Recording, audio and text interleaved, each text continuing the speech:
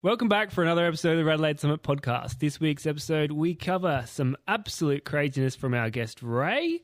Shorne, a.k.a. Dad Cash, has abandoned us this week. Isn't he getting married? Yeah, something like that. Yeah. It was only a matter of time before the Wang gave back again. And of course, there's much more. Come along for the ride. Ruby opens up. Heyman is back. It's time to do the business. Now, if you're new to the podcast, haven't listened before, each week we scour the Strava leaderboard, watching you do your efforts up Norton Summit and discuss them here on the podcast, whether you like it or not. Now, there's a chance we might shame you, but we promise not to name you personally, and the odds are high. We'll probably shame ourselves because we are not as fast as me. Look, at the end of the day, our goal is to encourage and celebrate everyone going up Adelaide's best hill climb, Norton Summit, and reaching their goals. So with that, let's introduce ourselves. We are your summiteers. Alex. Hello. Ray. Hello. And I am the Wang. Welcome, guys. Welcome, listeners, to another Adelaide Summit podcast. As always, we need to know what's been happening on or around the summit this week, starting with you. Hello, everyone. Hopefully everyone can hear me this week. I do apologise for last week. I told you the AI in our mixer cuts out bullshit. That's why it just went. So hopefully you can hear my sweet voice again. So my sexual tones. So, but no, another solid week. Light a candle and puts on some Larry White. Yeah, some Larry White. Another good week for myself. So managed to clock up just under 22 hours and 807 Ks this week, along with working 5 days as well. So the statistics are up. Yep, they're going good. Monday just consisted of the usual Zwift. Tuesday, some 2 sessions of Zwift, and then got out after work with the real chamois and done a hour of power. Both Wednesday and Thursday were Zwift, and then Friday was also a morning Zwift. Then got out with chamois on Friday after work, and we had a bit of a chop up Monty, and took most of the comms. This is a podcast about Norton Summit, though. Yeah, I know. This is for our next one. Put in requests. So the only one we missed was Harper's, so we're going all right.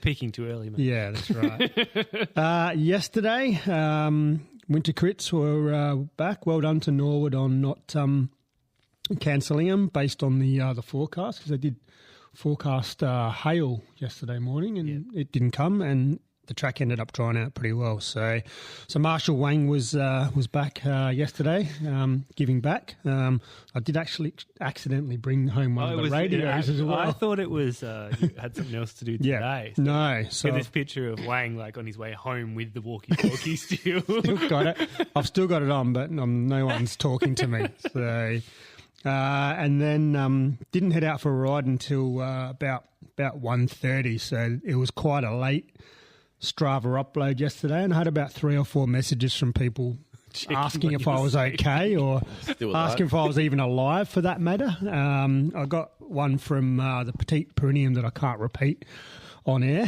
just asking if I was okay. And then also jammed in a Zwift session last night. Then Sunday had Nate's footy today. It's more like he played two games. Won the first one and just lost the second one to Elizabeth. Holy fuck, are they feral? Now. Oh, no. That's being nice. Did you voice your opinion? No. Remember, I don't say anything. So, yeah. One day you're going to crack. Probably. What's the difference between football and out on the road? Why are you so vocal out there? Maybe because you're not vocal in probably football. Because there's repercussions to the club. Oh. You know, as you in wear a fake moustache or something. one of those sunglasses ones. No, there's repercussions for the club.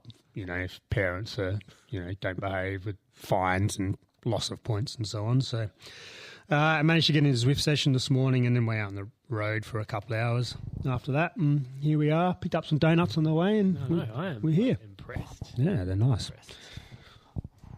So what about yourself, Alex? Me? Well, it's a sad potty this week because Dry July comes to an end between now and next podcast. Well, sad, happy, sad. You're going to continue it though, aren't you? No, well, I haven't had a coping mechanism to deal with your bullshit, so I'm looking forward. I have invited you on a ride this week and you've declined me. I've been on a deload week. I told you this. Oh. And all I got back was, I'm going to load my fist into your face from the wang. Oh, I think I said something else as well, but that also can't be repeated. But I did my entire week either on the stationary bike or on the rollers. Yeah, that was like me last week. Yeah, not good.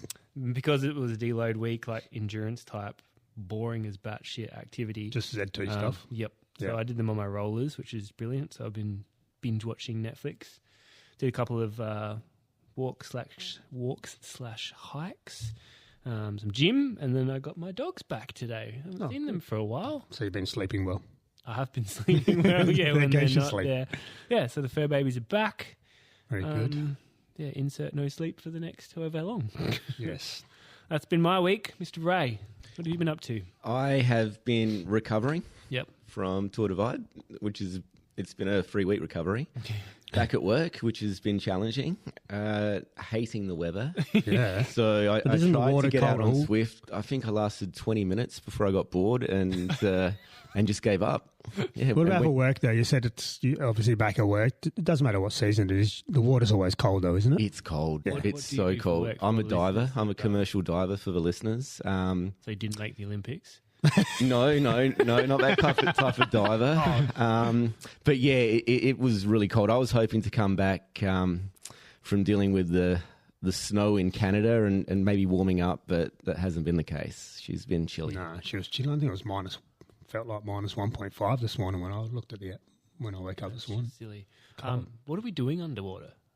What are we doing? At the moment, we're doing recovery. We were down Port Pirie last week, recovering objects underwater. So a whole bunch of wooden treasure hunting. Yeah, it's pretty exciting. Genuine Titanic. Yeah, it's not as What about that impressive as it submarine? sounds. They brought that back up yet? Which submarine's that? That one that they yellow all one. died in? The yellow one. Matthew. They brought that up. You haven't found that? No, we don't go that deep. Well, Very good.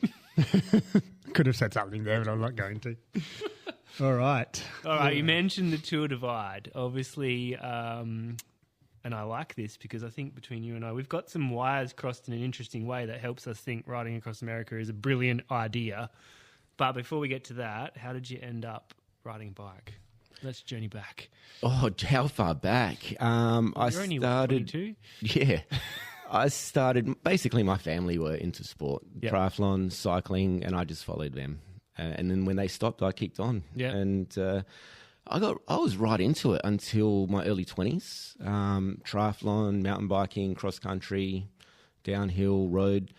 And then it just sort of petered off, sort of lived life. And then probably, now I'm 46, but just sort of got my late 30s and got back into it. Yeah. And just really enjoying it. And instead of having that competition side of it where you have to get results, I just enjoyed the cycling. Yep. But because of that, the results have just came. And also I've sort of enjoyed age group racing. Until I realised that Wang was in an age group. Which is a bit depressing when you turn up to States and everyone's like, oh, you're in that age group. Oh, yeah, good luck. Dear. Fighting for second. Yeah. But no, just I've been getting, I race. I'm a bit of a master, jack of all trades, but master of none. So I do triathlon, cyclocross, gravel. And it's the beauty of Adelaide. You can race all year round and, yeah, just have fun with it. I like it. Now, Question. big question. What is your Norton PB? Norton PB is 15:15. Okay. I think. Very It's all right. reputable. Yeah, I'm not a hill climber. Prefer a time trial, but Yep. I think that was just before I left for overseas, and Okay. and I So very recent. a couple of weeks before I left, so a few months ago. I was hoping to have a hard hit out before I left, but just never got around to it. So I Yep. think there's a bit of potential to Sub knock 15, you reckon? Oh, yeah, Good wins. I think so. Good wins, maybe a good wheel to sit on. Yeah. Yeah. Take the panniers off and all of that Yeah, stuff. exactly. Do it Yeah. properly. All right, thinking not so much about the Tour Divide, but do you have like a great life achievement or greatest day on the bike that comes to mind? Greatest ever bike ride? Could be a bike ride, could be a day at work. Probably my favourite day on the bike, I got to say, was I did the Indian Pacific Wheel Race last year, which is it's from Fremantle to Sydney, 5,500 k. I think 20 days roughly, and I was doing the crossing of Mount Hotham, heading into Bright. So it was I think a 350k day, about 4,000 metres of climbing, and I was coming down the hill from the top of Hotham into Bright, and there was this guy standing on the side of the road, and I, depending on what mood I'm in these races, sometimes I want to stop and sometimes I don't. I decided to stop, have a chat with this guy, and he just politely said, "Oh, Ray, I've been watching you. I've been watching your dot. You can follow along, and I've been watching you come down the hill, and I've been waiting." And had a bit of a chat with him, mugged. and he told me on that race I was raising awareness for Are You OK? And he said to me his grandson had actually taken his own life, which is a terrible thing. And then he went on to tell me how much it meant to him that I was doing this ride and raising awareness for it. And then I actually realised, wow, people actually care what you're doing. And I think I had tears in my eyes for the next 100k or so until I finished the day. But that was a pretty good moment, I'd say. I mean, I've won races; they're great. I've had good results. It's fantastic. But to know that you're sort of touching someone in what you're doing is pretty nice. Oh, good. What's your biggest day on the bike? Longest day? I think on Strava, it might say 6:05, Okay. but the biggest day was 7:80. Wow. Because I split that. I stopped the Strava halfway because it crossed into 2 days. So I think that day I started in Auburn, actually, pushed through Adelaide and rode past Mount Gambier into Portland. Yeah, okay. So I think I started at 6 o'clock in the morning, rode through the 24 hours to the next day, and then finished at 12 o'clock the next night. Okay. So that's on a road bike. Probably had some longer days on the mountain bike, but not as much distance. Yeah, wow.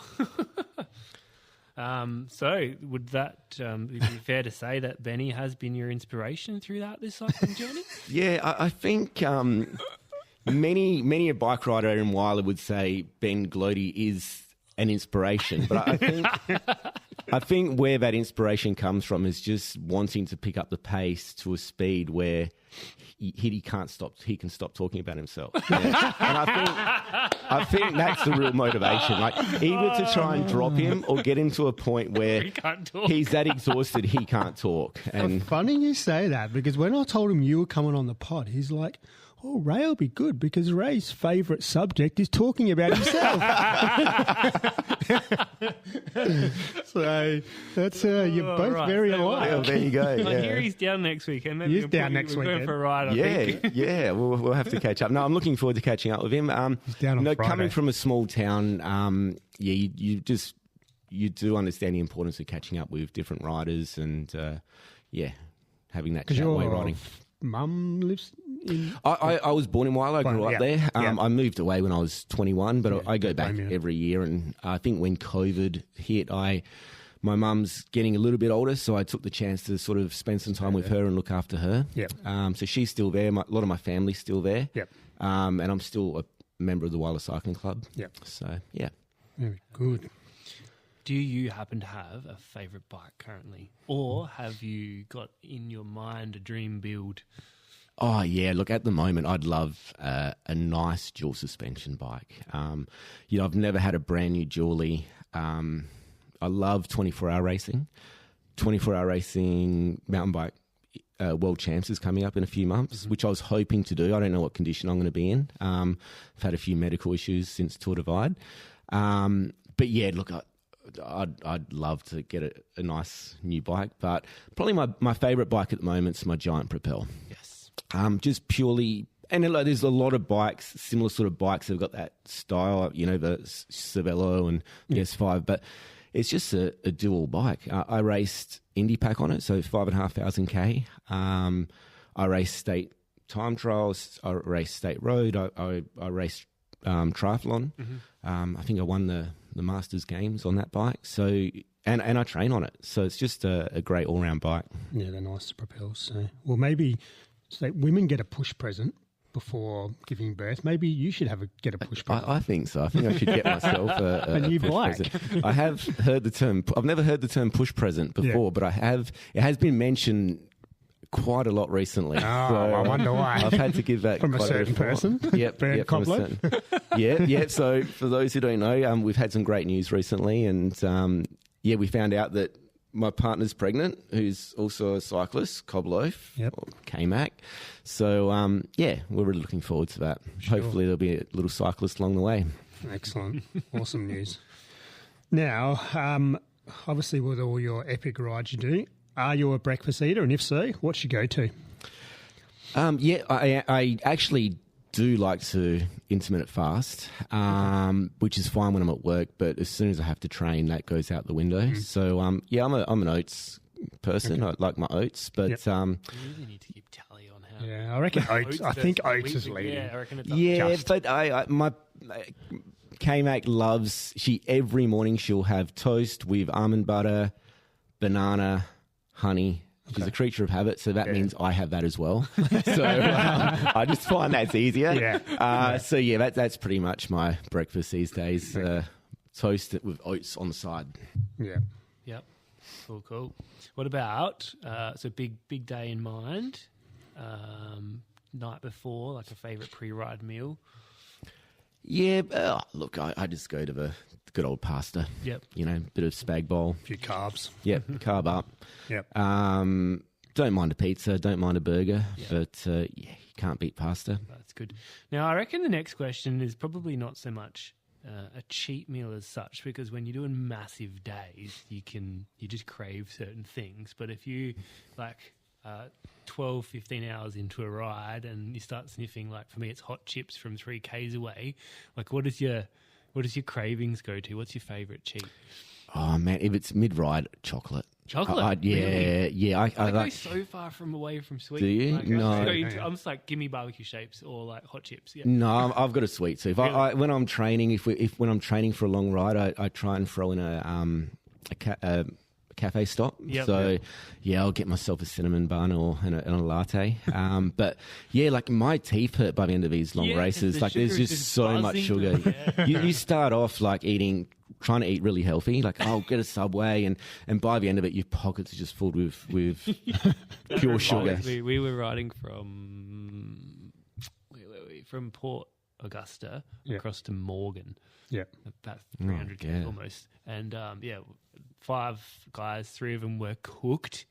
And we stopped in Burra, and like everyone loaded themselves up with Cokes and sugar and blah, blah, blah. Yeah, and my teeth were like chattering, buzzing. But some of them had never done that before, and I'm looking at them; they were possessed. Like, hands of Cokes and sugar. Just got It was the on. black doctor. Yeah. It's a slippery slope because you know you're going to come down. Yeah, so yeah. it's like, how long's that going to Hopefully be? at the end of the ride, not So on a multi-day, that's you want to wait to the end of the event before you start getting there. So on that though, if you're a sweet tooth, ask the question. Zinger Bagger, good or bad? Oh, yeah, look, Zinger's all right. I don't mind a Zinger with some fries. I did go a few KFC meals Yep. on the race, actually. Yeah, right. Yeah, a few McDonald's when I Yep. Do they when I ask found you a to few. supersize it? Everything's Everything's supersized over supersized there. over So, there. Anyway. yeah. Yeah. So Good. And what about, obviously, in the near future, there'll be another little version of you, but what about goals for cycling down the track if you don't get to the 24-hour mountain bike? yeah. Well, short-term goals. Melrose 18 hours coming up. I'm not racing. You're doing that with Cashy, are you? Which is always a great. It's actually my first sort of not quite 24 hours, my first long cycling event. Yeah. World 24-hour mountain bike championships. Next year, I'm probably going to concentrate on triathlon again. Had a pretty successful triathlon season without too much training last year. Mm-hmm. And I think Xterra, which is cross-country triathlon. Yep. Yeah, well, So the reason I'm sort of focusing on that is the Worlds for triathlon is in Australia this year. Mm-hmm. So I think I'll just try and concentrate. And also I do like cross-training. Yep. So, triathlon fits in well with road. It all just works well. And then, gravel, cyclocross, whatever else comes along the way. Where are the triathlon worlds? Queensland, somewhere. Okay. Yeah. Very good. Might be wrong. I saw it and I thought that'd be a good idea. I might just do that. Masters Nats on the horizon at all this year? Come up to Loxton with us? Have you slipped out of that age group? No, I'm still in there. Sorry, mate. Okay. I've just got in there. When is it? When is the Masters Nats? September. Yeah, possible. Towards the end. Yeah. I'd like to. We've got state TT titles in August. Have you nom for them? No, not yet. Once again, I'll be there, but... Yeah, no. Oh, look, it's great to race. And whether you win or not, I think people... It's just great turning up and having it. And that's... Speaking of motivation before, I know Glody is an inspiration to everyone, but just heading out to these races and, like, I remember when you destroyed me in the state time trial last year... that's just motivation to kick on and get better. So, I could probably recite your power numbers for that race, I think. So, it's all motivation. For sure it is. Now, the main reason we got you on here was to talk about the Tour Divide. So, talk us through it. What is it? Tell us a bit about the event. Yep. So, it's a bike packing race. So, you basically just turn up and start riding. Yep. They call it the Grand Depart, and when that happens, the clock doesn't stop ticking. The race is 4,300 kilometres with 50 kilometres of elevation. 50,000 metres of it. Yep. Fucking hell. Everest, 7. Yeah. Primarily gravel, a little bit of tarmac, and there were some technical sections in there as well. Some serious hiker bike, where you'd have to just get off and just walk your bike up, unrideable sort of stuff in some sections. It's basically up to you how long you want to ride during the day or night. So it's fully self-supported? Fully self-supported, but self-supported in the sense that you can use anything that is publicly available. Right. So you don't have to carry all your stuff for 4,300 kilometres. Yep. You can stop at gas stations. You can stop at hotels. You can camp. Yep. That's up to you. But, you can't take any outside help. Right. So you mentioned hiker bike stuff. Roughly what did your bike weigh in its form? I think fully loaded just under 20 kilos. So reasonably light for that type of event. Yeah. I had a carbon mountain bike. Some people take gravel bikes. I chose the carbon mountain bike, front suspension, had time trial bars on there, and 2.1 inch tyres. Yep. The time trial bars, obviously they're not an aero feature. Is that just something to give you a bit of a rest, is it? Yeah. So you can lay down? I remember when I did the Indy Pack, my hands, I've still got nerve damage from my hands. Okay. Like it took me months before. So this actual event was pretty good. Yep. The mountain bike was a bit better. But it just gives you a rest. It gets you in a different position. Yeah. And you get that bit of aero. When you're on the road. For sure. When you're on the road, good gravel. It's amazing how much respite you get just by taking the weight off of your palms. Oh, for sure. Not just your palms, all up your arms as well. Yeah. So that's wild. So leading up to this, I know you and I actually went for a couple of rides. What did you do for prep leading up to an event like that?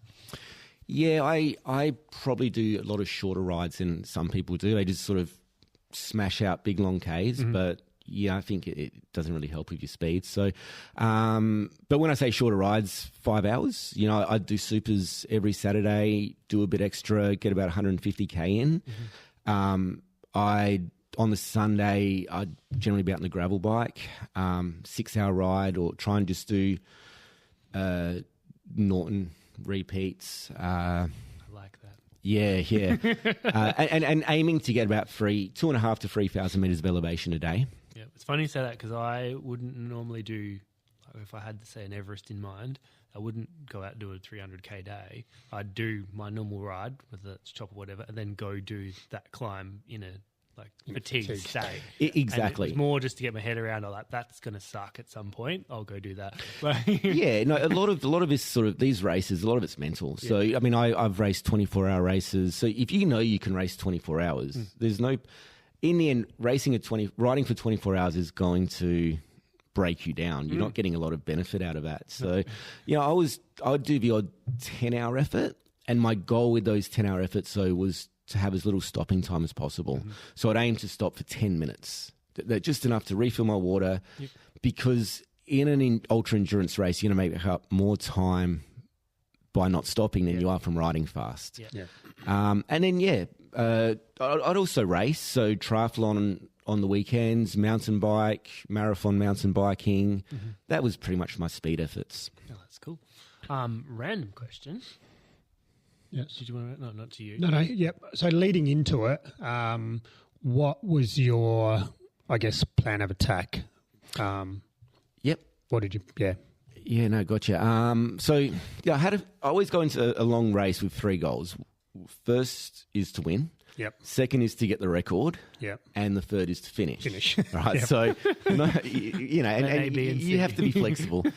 So my plan of attack was, from day one, I was going to ride through the first night. Yep. Which is always a really good plan, and try and stay with the leaders. Yep. Because I've got a habit of pushing out too quick. So just kind of pace myself, push with the leaders, and then that sort of would have given me the option during the race to do the odd all-nighter and get a bit of a lead down the track. Yep.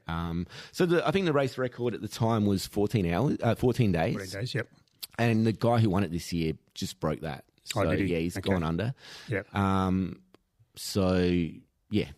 Okay. That's unbelievable. And as you were saying, we were talking before we started recording. Just take us through some of the challenges that you had leading up into it and during the race, and that story you told us. Yep.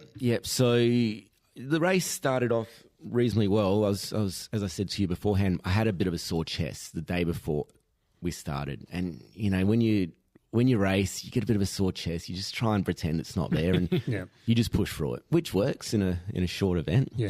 Unfortunately, I didn't push through it, and I got about 4 days in, and I was just noticed every time I went uphill, my breathing would be more laboured. I was hyperventilating for a big part of it, and I wasn't pushing the kilometres that I was expecting to. I just have to rest a little bit more. On day 4, I was riding with Aiden, another Adelaide rider. We're doing pretty well. We're in about 5th place in a little group around 5th place. Yep. And we got caught out at night, did a pass, and it was just freezing cold. I just shivered, couldn't stop shivering. And the next day, my breathing was just out. So I decided to have a break, stayed at a hotel, and then just started coughing up blood. So, Ideal. and yeah, I was just, I'll just have a rest. I'll just push on. Yep. So I gave my partner a call and quickly was told to go to the emergency room. Yep. Spent the night there and uncertain words. Yeah, pretty much. Yeah. But yeah, they did a whole bunch of scans, and I ended up having pulmonary edema, is what they call it. So blood clots on my lungs. Yep. Which potentially is often from altitude, but we were sitting around 2,000 meters. I've been a lot higher. I've done a lot of trekking and things like that. Yep. Never had an issue. Yep. But yeah, I had that. I had some swelling in my ankles. They were pretty concerned about that.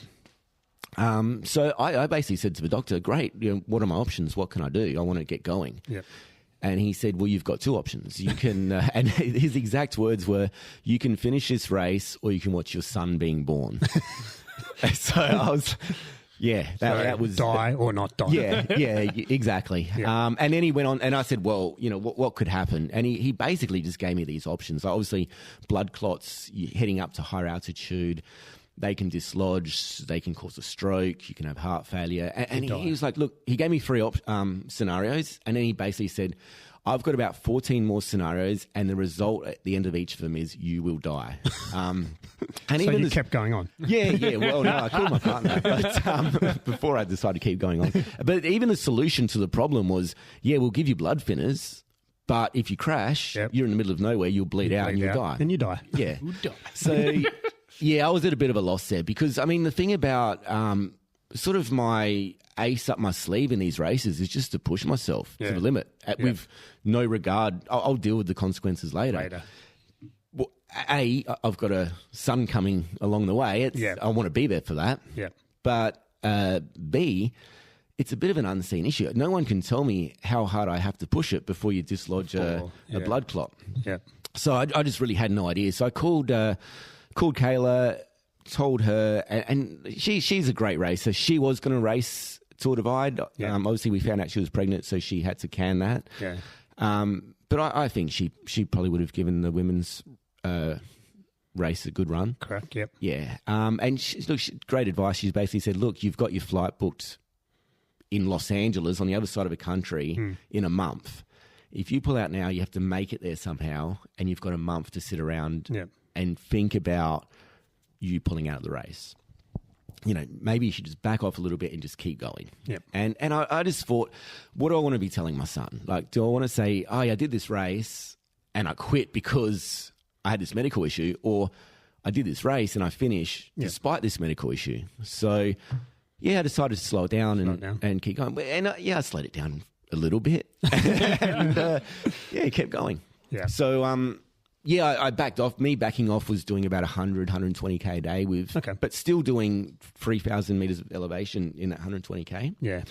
And then I'd picked up the pace again, picked it back up to 300 and had a real big day, did a 430K day. So what was your biggest day? Yeah, 430. There's a section there called the Basin, which is renowned for just being flat, muddy. When it rains, it turns into peanut butter mud. Yeah, and I got into the peanut butter mud. Yeah, and that stops you dead. Yeah. And everyone sort of pushed on. I sort of stopped at the town beforehand and, just basically missed the rain, timed it really well, and then just pushed all the way through in one hit, whereas most of the guys camped in the middle of nowhere. Yeah, okay. Yeah, so I think I remember seeing on your socials where I think you just headed out for a day and it was pissing down and you had to trek back. Was it 100 kilometres or something? No, it was about 30K. 30K? It was, that was near the end. We sort of headed out. There were three of us. We had a big lead on the guys behind and, man, it rained so hard. But the other guys, they just camped out in the forest. One guy actually went in this drain. And was getting eaten by ants, like just attacked. And you were I found this little. No, that was another day. I found this little bikers ranch. That's right. Just in the middle of nowhere, and sort of walked in, had a look. All the cooking facilities. Nobody's had a cooker, had a fridge, had a washing machine and had Wi-Fi. Hell. So I'm just there watching this rain pour down, just having Netflix, eating eggs and chill. Yeah, just chilling and it was pretty good. And then we went out. Because of the rain, we couldn't go any further. And I just said to the guys, look, there's this spot 30K back. Yeah. How about we just go back there? And we just camped there the night and probably could have pushed through. But at this point, this was, I think, about day 12. I'd well and truly lost my chance. Yeah. We're sort of racing for 10th. Yeah. And the risk of pushing through that peanut butter mud is you wreck your bike. Yeah. So a few days later... Yeah, there was another one, the one you were talking about. We're sort of cruising along, and it was a 300-kilometre stretch with no resupply. Right. And, we're sort of pushing through, and it just poured. Yep. There was no peanut butter mud, but it just poured, and it just was so cold, and we just couldn't make it through the night. So we found this portaloo, and there was three of us riding together. In the portaloo. And we just squeezed in, just 3 days. And, my only food was these 2-day-old chips and gravy. So I'm just there in this portaloo, just the most unhygienic thing ever. You can go onto my socials, it's Two-Wheel Vagabond, but there's a video of me just smashing down these chips and gravy, just desperate. In a portaloo, freezing cold. We managed to get some sleep. We just curled up. And really? Against each other? At least it would have been warm in there, a bit of body I would heat. do something like that, and I wouldn't sleep for 15 days because I just can't get comfortable anywhere. It didn't take much to get comfy, but Did you happen to weigh yourself before and after? I think I was. I went in at about 85. Came out at about 81, 82. Okay. But I slowed down my pace. Yeah. Which also meant that I got hotels because I basically, because of my chest issues, I was too scared to get caught out at night. So I'd get a hotel, I'd stop early, and then I'd start riding. So I'd stop at about 8, 9 o'clock at night, but I'd start again at 1 in the morning. Okay. Because I knew I'd be riding to daylight. Yeah. But that meant I'd be getting huge feeds. So I wasn't working as hard as the other guys. Would have been more weight loss otherwise. Yeah. Yeah. It's probably a good lead into the next question, wouldn't it? So how did your food differ from start to finish, and did you crave something that you couldn't find? Yeah. Look, at the start, I just made such an effort to eat well. Yep. Even at gas stations, like in the US, you've got these fig bars. So I wouldn't have Coke, just coffee. Yeah. But there's that, you can't stop for too long. So every now and again, I get a Subway or something like that. But by the end, I was just like, give me chocolate, like give me like Coke, give me Red Bull, whatever, and just living off caffeine and sugar pretty much, yeah. Because it's pretty much an eating race. It's how many calories can you just get into your body? Yeah, you're in a deficit all the time. Did I crave anything? Oh man, like love a pizza, just. Pizza, burger, that sort of stuff. Just good food, actually. Like by the time I finished, I just wanted so when something you did healthy. finish and you had that option, what was it? Burger. It was a burger. Yeah. Were you in LA for a couple of days? I was in LA for a couple of days. Yeah. So you would have ate pretty well there. Yeah, very well. Burgers. Yeah, burgers and bit of In and Out. Yeah.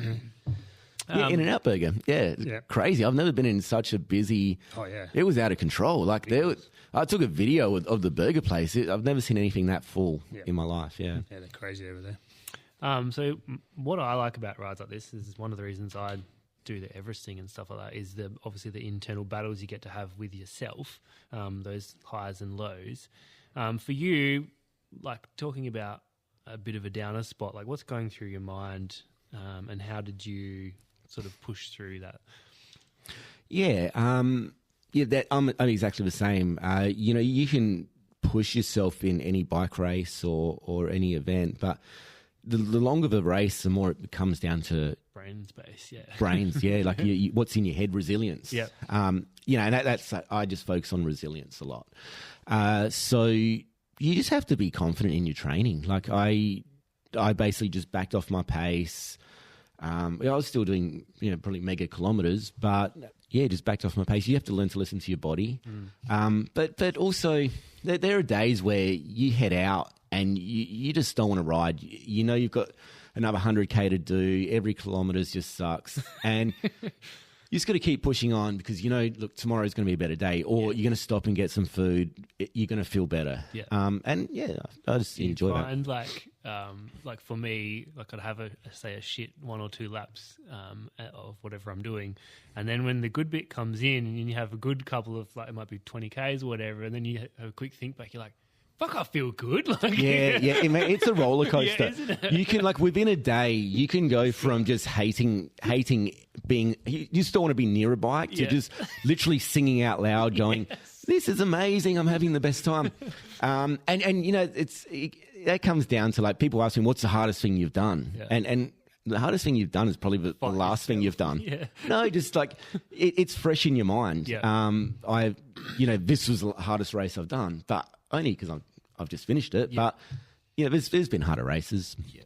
So there was obviously food, weather, bikes. I saw some stuff about wildlife. Oh man, bears. Bears, yeah. Man, I almost hit a bear on the first day. Oh really? Yeah, I was cruising down. But me and Kayla, we saw about 7 bears on the like, we were there for 2 weeks for holiday. Yeah. Yep. There are bears everywhere. But didn't see many on the race for a while. But the first day I was just bombing down this hill, doing about close to 50, turned the corner, and there's this big grizzly just running. Like, I missed him by a few meters. Like, what do you do if you hit a grizzly at 50k an hour? Like, you're just lying on the ground. Exactly, you're going to play dead straight away. Yeah, I think so.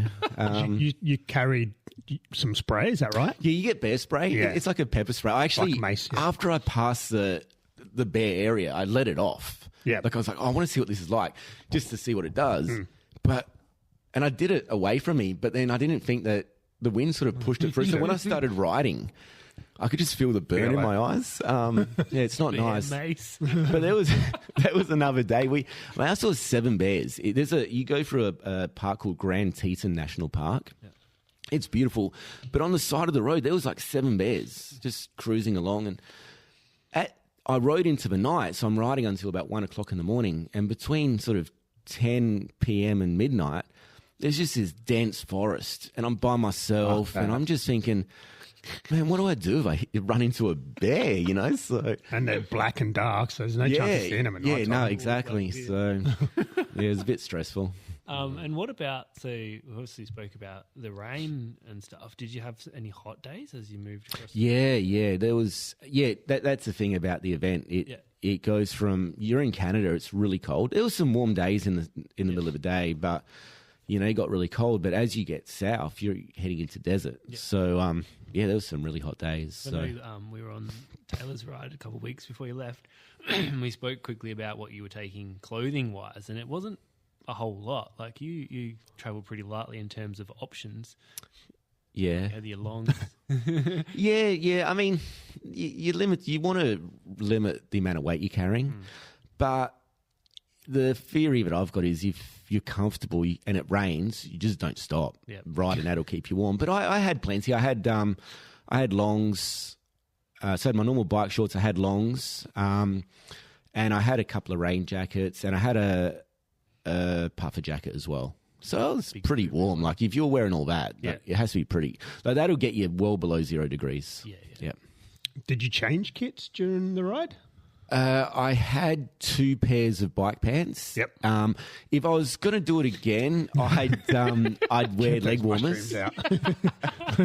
Mate, they weren't pretty. But I'd wash. Like if I stopped in a hotel, I'd give it a wash. Some hotels had and the Knicks too. yeah, and the Knicks. Yeah. Just we're talking about that. Any issues with saddle sores or anything like that on those type of events? Yeah. Yep. When I did the Indy Pack last year, I had not saddle sores but chafing. Yeah. Okay. My time trial position was really bad. Yep. And at the start, and I just chafed so bad, I had to take a few days off during the race. Okay. So I'm really aware of it now. Yeah. Chamois cream, do you use? Chamois cream. Yeah. That's why it would take 2 pairs of nicks because as the race went on, I double nicked. Oh, wow. Okay. Which works pretty well. Yep. But the magic cream is lidocaine, which is numbit cream. Numbing cream. So just on the end. Yeah, man, I lather that on. And it's just that gets me through about 5 hours, and I just put another dose on. But yeah, put that on, and about 5 minutes later, a bit of chamois cream, and there you go. Good to go. Give that info to super cyclists next time he does an Everest. Yeah. So you did mention something you would do differently if you had the chance again. Anything else? If you had the chance again, what would you do differently? Oh, not get sick. Aside from getting sick. No. Look, my setup was pretty good. I'd probably go a little bit lighter on the bike setup and the gear. Not drop too much. Because it's a fine line. If you get caught out at night, you need to be prepared. But the setup was good. The prep was good. I was pretty happy with everything. Did you have an emergency if you were caught with nowhere to stay?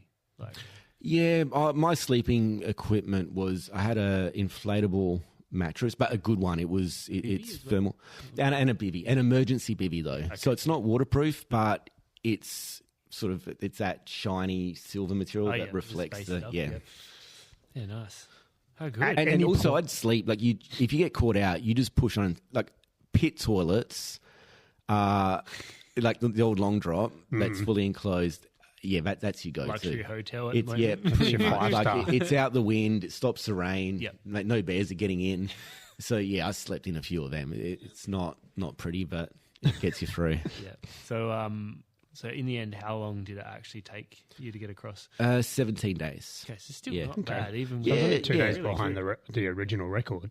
Yeah, I think 3 days or thereabouts. Yeah, not too bad. I mean, considering there's a fair few hours, probably half a day in the hospital. Yeah.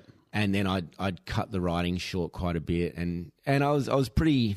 I had to slow my pace down on the real high altitude sort of stuff. I was a bit worried there. Yeah. But do you know what your eventual finishing place was? Not exactly. I sort of gave up looking at it when I was out the top 3. We were following you on. But I think around 13th, thereabouts. Yeah. Yep. And how many starters were there? 13. Oh, no. Yeah, 13. Joking. I think there was about 350 or so. Or 300. And finishes? Do you know? No. I think there's people still going. I was going to say, is there people still going? There's a dude still going. Back in Australia 2 weeks later. I'm pretty sure one guy's still going. I'm not sure. But yeah. Walking? Is he okay? Yeah, no, he's just chilling. But just chilling. Like usually, there's a lot of tourers. They'll tour, and then you get your sort of your faster guys, and then you might get a group of say 15 who are sort of aiming for the win. Yeah. So yeah, Is it like it's classified as an actual race, or is it just something that's evolved over the years? Oh, it's a race, but like bikepacking racing is so strange. Like it's so unorganised. We didn't get the start time till 10 o'clock the night before. Like, geez. yeah, because you start in groups based on what your expected finishing time is. So yeah, we're there at 10 o'clock. I'm checking my emails like, what time am I starting tomorrow? So, and also the actual rules of the race. Like I'd actually love to see a bicycle packing race that was actually an organised event with prize money. Yeah. Because it costs a lot to get over there and do it. Imagine. Yeah. Yeah. So will you do it again? I'd love to do Tour Divide again. Yeah. I mean, I'll do Ultra again. Yeah. I mean, we've got the young one coming, so who knows? Maybe not. Yeah. But That'd be a bit of a flex, him in the front bike seat. yeah, oh man, I saw Put a some baby people seat on? cruise. I was cruising up to Mount Lofty up Stube yesterday, and I saw this family. Like the dad was at the front. Yeah. They had one of those slingshot The little with the tag kid on the alongs. front, Yeah. and then they had this like a string, like a cord, yeah. pull cord, and it's like towing up their other kid, and then right. the mum's at the back with another kid on a slingshot. I was like, yeah, Your future just flashed ahead of you. Yeah, I was pumped. But yeah, no, it's just so expensive. Like the only way I couldn't justify. But I think if I went again, like if you've already done it, it makes such a big difference. So I'd have all the knowledge. Yeah. I'd know what to do. But yeah, I couldn't really justify spending the money to go there again. So if anybody wants to sponsor me, you. pay for me to go, don't jump on board. Yep. Good. Yeah, That is an amazing effort. dude. Definitely. Like, makes me smile in a weird, sick way. yeah. No, Both fucking freaks, that's why. well, you're just as crazy. You're I just like the boring same thing. I saw that stick 12 minutes ago. come out to Melrose. Come to the 18 hour. Contemplating that, yes. Should do He it. hasn't ridden his Not mountain even bike yet, ridden my apart from the mountain bike yet. backyard. It's don't worry. Benny's Melrose been isn't giving me technical. shit about it. He's like, got to do it, otherwise you become a gutser. Yeah. Yeah. That bike, it's all show. I know it is. No all go. shit. I'm too scared. It's a fucking S-Works. Anywho, Very good. All right, so we do have some notable mentions this week from around the summit. So firstly, as you may have seen on the socials during the week, our close friend and guest, Lewis, from Recycle Bicycles, unfortunately had a break and enter in his bike shop during the week. So I did put a post on the socials to say keep an eye out if you see any of these bikes on Marketplace or anything like that. There was 7 bikes in total that were stolen. A lot of them e-bikes as well, so they've obviously been targeted. There was 2 Cannondale Matero e-bikes, is that how you pronounce it? There was a Specialized Creo SL Small, a Focus Parlane Flat Bar, Cervelo Caledonia, and then Lewis's personal bike, which was the Specialized Canovo SL. So, yeah, if you see any of these bikes out there, there's obviously video footage of them. video breaking footage, yep. And just for the stealer of people, if they are listening, I've had 2 people from different states that listen to the podcast that are like on the lookout. So even if you're trying to get rid of them interstate, you will get caught. We'll catch you. Yeah, Yep. don't be dicks. And, well, cops have found 1 bike. They must have dumped that somewhere, Lewis was saying. So he got 1 of them back, but, yeah, the others... That's probably the e-bike out that there. Himalayan Mountains Road Probably. over the weekend. It probably went flat or something like that. So... Halfway up the summer. Yeah. So, so then also, obviously Olympics are on at the moment. So last night, well done to Grace Brown. Amazing Grace indeed, she was. Won the women's TT by a minute and a half. Yeah, Like, horrible just conditions. smashed it. Horrible conditions. Basically the only one who stayed on their bike, including mechanics. And also just a bit of a shout out to Plappy, good mate.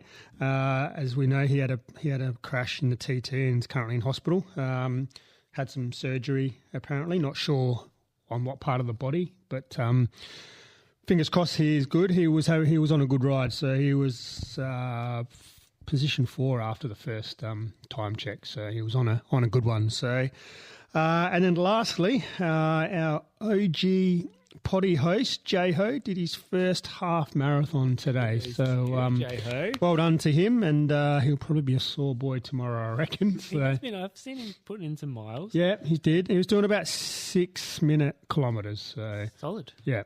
Solid. Yeah, I have a so- question now that I thought about the Olympics for both of you. Did you guys see the enhanced games is going to be a thing? Someone was talking about that this morning at footy. Yeah. So, What's your thoughts on that? So they're basically allowed to be doped to the eyeballs on any over-the-counter drug. okay. Well, because that swimmer, James Magnussen, Yeah. he was off. He's already He's started. keen. He's already said he's already gonna- started. Yeah. Because he was offered $1 million On the to podcast, break that. the world record. Yeah.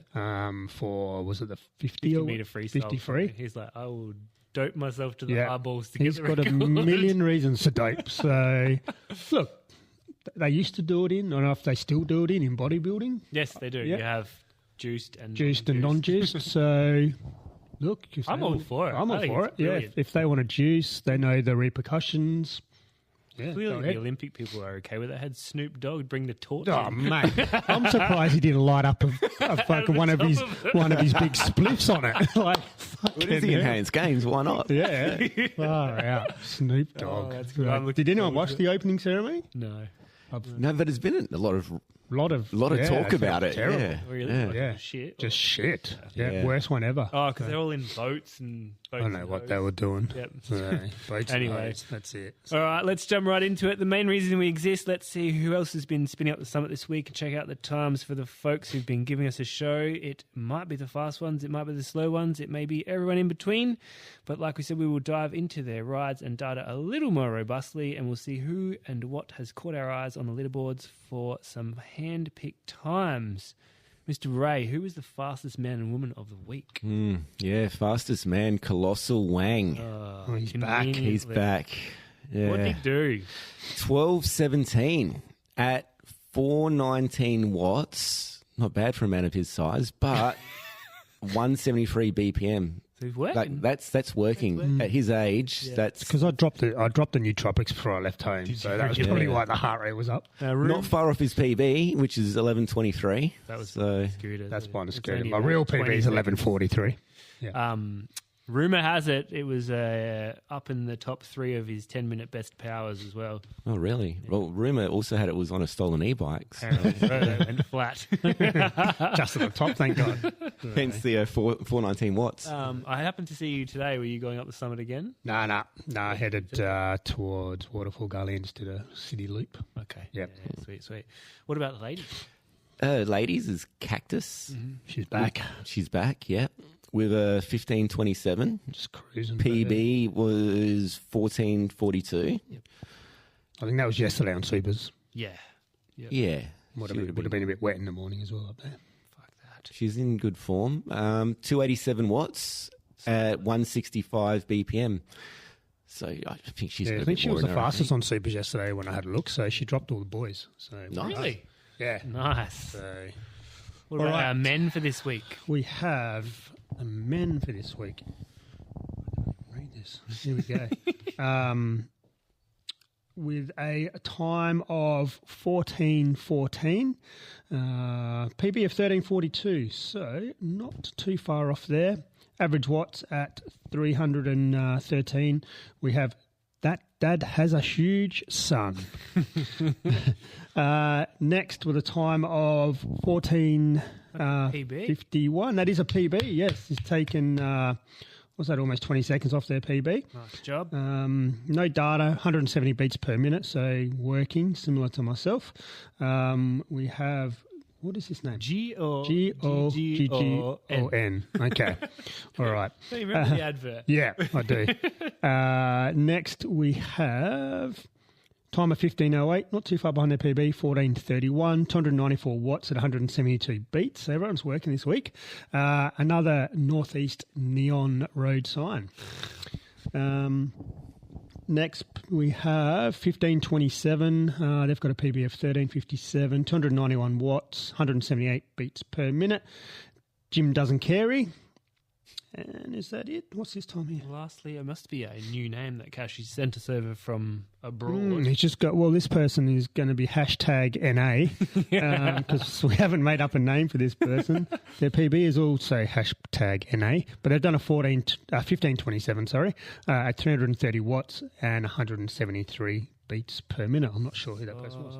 We'll work that out. Yes. All right, the ladies this week. Savage Sweet Potato once again on the board with a 1721, 163 beats per minute. She's going away soon. Gravel. If she's listening, can she please get in touch with the pod and just tell us what her countdown is on her Strava? Have you noticed it? I haven't seen that. No. Haven't seen it? No. Every time she does a Norton rep, there's a countdown. So I think she might be down to maybe 13 now or something like that. To get to 1,000? That's what I'm thinking it is. I think it is. I think she mentioned that the other day at the gym. Yeah, let us know. Nice work. She's got a rapid PB of 14.19. Secondly, Saint Broseph has rolled a 1938 at 202 watts, 172 beats per minute. Our friend of the pod, Wah Hooligan, has just cruised up with a 1939. Today? Yep, 204 She's back watts. from her running era. Yep. She needs to go faster up lofty than me now. Yep. Greens in amphetamine, 2112, 169 beats per minute for number 4. And then lastly, Ginger Ninja has rolled a 2119, a little bit over a minute off of her PB on the 22nd of July. Also good. Handpick. We have a handpick this week as well. Because this man has... Give that to Ray, please. You can mention the handpick, Ray. Yep. It's about time he got a PB as well, I must say. Now, as we mentioned earlier, this man was on an e-bike and he has managed to get a PB. Down the bottom. Yeah, easy to pronounce. Himalayan Mountains. And what did he do? He's done a 1622. So he's taken that 20. He was 1649, so yeah, That's 27 good conditions. seconds. It was yesterday, I believe. It was good condition. Good conditions for it yesterday. 307 watts. So I didn't think he'd be able to push those sort of watts. 307. Ouch. So I did message him this afternoon. I said, Mr. Himalayan Mountain, do you want to change your name? And he's like, nah, it's grown on me. Oh. And I was like, you Good sure for me. it could have evolved? And he's like, no. Do you want to drive my uterus? And he's like, no. And it's like, so he's sticking with Himalayan Mountains. Okay. Very good. While we're talking about ideal weather conditions, so this week, Wayne's Weather brought to you by Bikey Wipes. Hopefully you won't need them this week because it looks pretty fine at the start of the week up until Friday. Dandy. Fine and dandy, so you won't need to clean your bike. But tomorrow's probably the pick of the week. If you want to taily up Norton, so west-northwester tomorrow at approximately 3:30 p.m. Oh, straight after work. Straight after work. Straight after school pickup, get out there. Drop little Jethro home and out on the bike. So, and if you get a PB, let us know. Excellent. All right, coming up in the next few weeks, actually, because we've got an RDO next week. We've got Wednesday, 31st of July, Oz Cycling have general track training at the Superdrome. Oz Cycling again, Sunday, 4th of August, BMX State Series Round 5 at Cross Keys. Mount Gambier down at the Winter Track Series at Superdrome. Yep. And for all the listeners, if you want to come out and see the inspirational Benny Glow, he'll be racing on Saturday. Yep. Adelaide Hills Cycling Club, Sunday the 4th of August. That's the Hill Climb TT Series, Corky to Marble Hill. That's brutal. Brutal, that one. PACC, Sunday 4th of August, also Cyclocross State Champs. As Ray mentioned earlier, the Bike Melrose have got their 18/6 hour event. That's on the 23rd and 24th of August. Adelaide Hills Bradbury Kermesse on the Sunday 25th of August. Day before, NCC are running the Mount Crawford Gravel Kermesse on the 24th. And then lastly, Inside Line Mountain Bike Club, Sunday the 11th of August, the State Downhill Series at Eagle Mountain Bike Park. Lots happening. And can you believe we're almost in August? I know. Bloody hell. It's going to be Christmas soon. It will. Yeah. Yeah. Fuck, that means Boxing Day, right? No, Christmas Eve. Christmas right? Eve, right? Yeah. What are we going to do this year? We've done 311. We're going to have to go bigger. We'll have to go big. 400. Go 5. 5? Yeah, just commit. He's done a The 500. 5 is okay. Like the 6 is in my brain still. Is it? Yeah. Fucking, I ain't coming with you. That was the plan. We just got to do it twice. Think about that. Break that down for Yes, a second. no. Crusties twice. No. Yeah, let's just do it Krusty's plus again. extras Maybe we can do plus Krusty's Krusty's plus Loop twice and then extras. Ooh, I like it. Hey? Preet and him would be on board for that, as long as there's As beer long as somewhere. there's beer. Yeah, well, I'm all down for that. Very good. Ladies, gentlemen, boys, girls, and all creatures in between. I better flip my page. We would like to thank our guest Ray for coming along. And once Ray. again, congratulations to him and Bernd Kobloff on the, well, not so arrival just yet, but when is the due date? November. November? Mid-November. Okay. October 26th is a good day if he wants to come early. Come early. Yeah. Me and Cashy are both on October 26th. Would you believe it? Nice. Yeah. Pretty early, though. Yeah. Same mum. Oh, well, I was a month early, so yeah. So my is November. So anyway, thanks for coming on the pod, on the show. And if your listeners have enjoyed yourself, why don't you give us a follow through your favourite podcast app or access all episodes through your YouTube as well. Please subscribe, hit the bell icon. Ding! And don't forget to tell all your friends and share it with everyone. Yes, we are also all over the socials. We give you updates, info, and let you know when new episodes are out, along with other podcast news and information. And if you want to support the podcast, head to our Buy Me a Coffee page. And if you donate, we will give you a shout out on the podcast next week. We would love your feedback and to know your thoughts. So hit us up and let's have a chat through our Facebook or Instagram, or shoot something through to our email, radelaidesummit@gmail.com. And with that, what do you call a man who fills potholes for a living? Phil. See you on the summit See ya. this week. Bye.